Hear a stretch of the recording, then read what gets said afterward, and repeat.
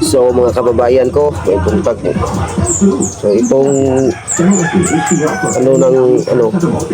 lubi, niyog, pangtambal ito, panggamot ito ng mga pagtatain ng mga bata. Pinuin mo ito ng marami, ilang bisis. So, lagay mo dito sa ito. Tapos itong 3 pirasong dahon ng santol, kasama dito sa herbal para sa pagtatain ng bata, yung mga batang hindi nahilisang kinain nila.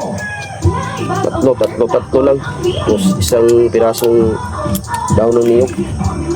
Sa ito, kape, dahon ng kape. Gawin ito, panggamot rin ito. So, lagay natin dito sa takuri. Tapos, lagayin ng mabuti.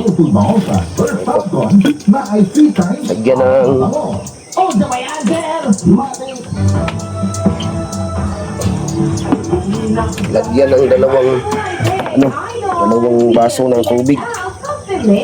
Problema ba ang bloated na tiyan or di ba ang lisod ng pagpagawa sa buhay? Yung basong tubig. Sa mga kong problema Tapos lagayin mo ng maayos hanggang sa isang baso lang maiwan.